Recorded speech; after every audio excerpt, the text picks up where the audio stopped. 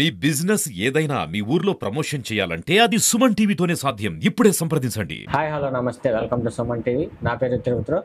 ఇప్పుడైతే రాష్ట్ర వ్యాప్తంగా కోళ్ళకు వచ్చేటువంటి బర్డ్ ఫ్లూ వైరస్ గురించి అయితే ప్రతి ఒక్కరు ఆందోళన అయితే చెందుతూ ఉన్నారు. కానీ ఈ బర్డ్ ఫ్లూ వైరస్ అనేది ఓన్లీ తూర్పుగోదావరి జిల్లాలో పశ్చిమ గోదావరి జిల్లాలో మాత్రమే ఉందని ఇక్కడ ఉన్నటువంటి చాలామంది చెబుతూ ఉన్నారు. అసలు దీనివల్ల ఎటువంటి ప్రాబ్లం లేదని కూడా చాలామంది చెబుతూ ఉన్నారు. అసలు దీని గురించి పూర్తి డీటెయిల్స్ అయితే మనం తెలుసుకునే ప్రయత్నం అయితే చేద్దాం. ఇప్పుడైతే మనతో పాటు ఉన్నారు కందుకూరు మండల పశు వైద్యాధికారి సహాయ సంచాలకులైనటువంటి చంద్రమోహన్ సార్ గారు అయితే మనతో పాటు ఉన్నారు. సార్ నమస్తే సార్. నమస్తే అండి. సార్ ఇప్పుడైతే బర్డ్ ఫ్లూ వైరస్ రాష్ట్ర వ్యాప్తంగా చాలా ఆందోళన అయితే చెందుతూ ఉన్నారు ప్రతి ఒక్కరు. అసలు ఇది ఎంతవరకు ఎఫెక్ట్ కలిగిస్తుంది, ఎఫెక్ట్ కలిగించదు? ఈ బర్డ్ ఫ్లూ అనేటువంటిది H5N1 అనేటువంటి వైరస్ ద్వారా వస్తుంది. ఈ బర్డ్ ఫ్లూ మనకి మనుషులకు కూడా సోకుతుంది అని చెప్పనేసేటువంటి ఉద్దేశంతో మనం కొంచెం భయాందోళనలు ఉన్నాయి. కానీ ఇది కేవలం గోదావరి జిల్లాలో మాత్రమే ఉంది. మన కందుకూరు మండలంలో అయితే పూర్తిగా ప్రతి ఫామ్ని కూడా మా సిబ్బంది ఇక్కడ ఉండేటువంటి మన కందుకూరు మండలంలో 2-3 ఫామ్సే ఉన్నాయి. అన్ని పౌల్ట్రీ ఫామ్స్ను కూడా మనం ప్రత్యేకంగా ఒక్కొక్క రోజు ఒక్కొక్క ఫామ్ని పెట్టుకునేసేసి విజిట్ చేయడం జరిగింది. ప్రతి ఫామ్ను కూడా అక్కడ ఏమైనా మరణాలు ఉన్నాయా ఇదని చెప్పనేసేసి అడగడం జరిగింది. ఏ ఫామ్లో కూడా మనకి ఇప్పుడు పౌల్ట్రీలో మరణాలు అనేటివి లేవు. వాళ్ళకి ఆల్రెడీ ఇక్కడ అంటే అక్కడ ఉన్నటువంటి సిచ్యువేషన్ని వాళ్ళకి తెలియజేయడం జరిగింది. ప్లస్ ఏమైనా మరణాలు సంభవించినట్లయితే మా దృష్టికి తీసుకురమ్మని చెప్పడం జరిగింది. ప్లస్ మరణాలు సంభవించకుండా ఏమైనటువంటి జాగ్రత్తలు తీసుకోవాలా, మరణాలు ఒకవేళ సంభవించినట్లయితే చచ్చిపోయినటువంటి వాటిని ఏ విధంగా వాటిని డిస్పోజల్ చేయాలా అని చెప్పినటువంటిది కూడా జరగడం జరిగింది. అందువల్ల ఎవరు కూడా దాని గురించి ఆందోళన చెందాల్సినటువంటి అవసరం లేదు. మన ప్రాంతంలో అయితే పూర్తిగా బర్డ్ ఫ్లూ అనేటువంటిది లేదు. కానీ ఇది ఎక్కడ ఎక్కువగా ఉంది సార్?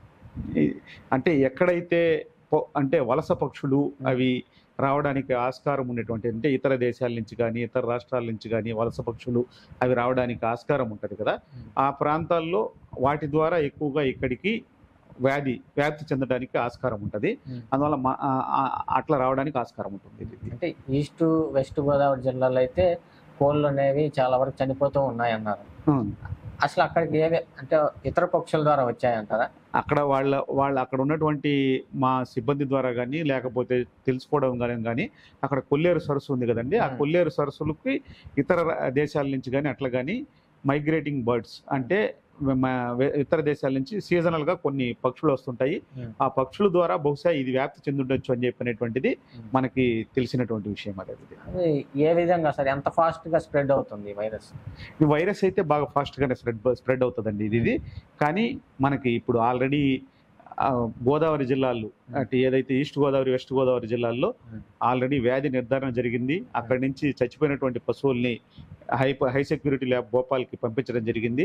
దాంట్లో నిర్ధారణ జరిగిన తర్వాత అక్కడ కలెక్టర్ గారు వాటిని ఇన్ఫెక్టెడ్ జోన్ ఏ ప్రాంతంలో అయితే ఈ వ్యాధి ఉందో ఆ ప్రాంతాన్ని ఇన్ఫెక్టెడ్ జోన్గా, చుట్టూ ఉండేటువంటి ప్రాంతాన్ని సర్వైవలెన్స్ జోన్గా ప్రకటించి అక్కడ ఉన్నటువంటి అన్ని నివారణ అన్ని ఏవైతే చర్యలు అంటే ఇన్ఫెక్టెడ్ జోన్లో ఉండేటువంటి పశువులన్నింటినీ కూడా కల్లింగ్, కోడిగుడ్లు కానీ లేకపోతే కోళ్ళు కానీ ఇవన్నిటినీ కూడా కల్లింగ్ అని చెప్పంటారు, అంటే చంపడం జరుగుతుంది. ఆ యాక్టివిటీ టేకప్ చేస్తున్నారు. అందువల్ల మనం ఏ విధమైనటువంటి భయాందోళన అంటే ఇక్కడికి ఏమైనా స్ప్రెడ్ అవుతుందా అని చెప్పినటువంటి భయాందోళన చెందన అవసరం లేదు.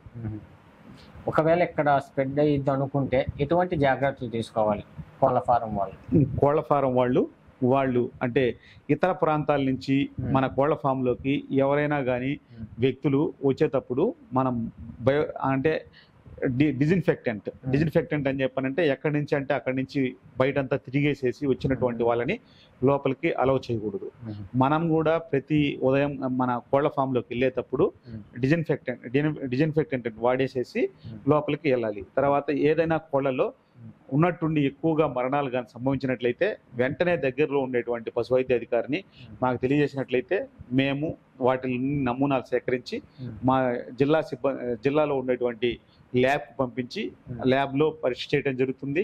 ఒకవేళ అక్కడ నిర్ధారణ కాని ఎడల పైకి కూడా ఇందాక చెప్పినట్టు భోపాల్ హై సెక్యూరిటీ ల్యాబ్కి పంపించి వాటిని నిర్ధారణ చేసుకోవడం జరుగుతుంది.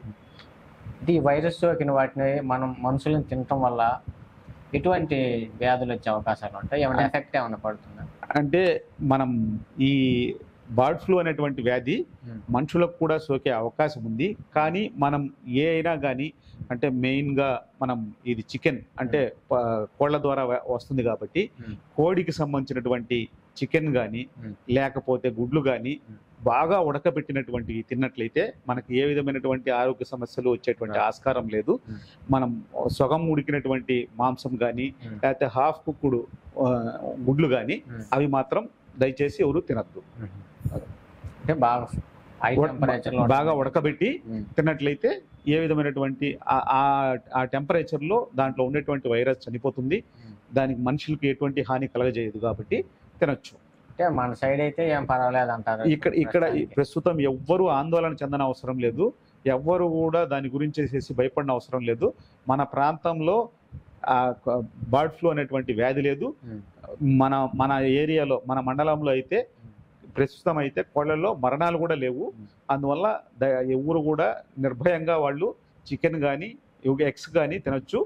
మామూలు ఈ వ్యాధి లేనప్పుడు మామూలు సమయాలలో కూడా చికెన్ కానీ ఎగ్స్ కానీ హాఫ్ కుక్కుడు కాకుండా అంటే సగం ఉడకబెట్టి కాకుండా బాగా ఉడకబెట్టి తినడం ఎప్పుడైనా కూడా ఆరోగ్యానికి మంచిది. అది ఆ విధంగా తినొచ్చు. ఆ విధంగా తిన్నందువల్ల దాంట్లో ఏమైనటువంటి వైరస్ ఉన్నా ఏమున్నా కూడా చనిపోతాయి. కాబట్టి మనం పూర్తిగా ఉడకబెట్టినటువంటి గుడ్లు కానీ మాంసం కానీ తినొచ్చు. మనకి ఏ విధమైనటువంటి భయాందోళన చెందన అవసరం లేదు. అయితే మన సైడ్ హ్యాపీగా చికెన్ బిర్యానీ తినొచ్చు సార్. తినొచ్చు అండి, ఏ ఇబ్బంది లేదు. Thank you sir. ఓకే, నమస్తే అండి. నమస్తే. విన్నారు కదా సార్, అయితే చంద్రమోహన్ సార్ గారు అయితే మన సైడ్ బర్డ్ ఫ్లూ వైరస్ అనేది ఎటువంటి ప్రభావం చూపడు, అసలు రాలేదు ఇక్కడికి, ఓన్లీ తూర్పుగోదావరి వెస్ట్ గోదావరి సైడే ఉందని చెబుతున్నారు. ఇటు సైడ్ వాళ్ళు కోళ్ళ ఫారాలు కానీ చికెన్ షాపులు కానీ ఎటువంటి భయాందోళన గురవలసిన అవసరం లేదని అయితే స్పష్టంగా చెప్పారు. ఇంకెందుకు ఇలాంటి మరిన్ని అప్డేట్స్ కోసం చూస్తూనే ఉండండి మీ సుమన్ టీవీ.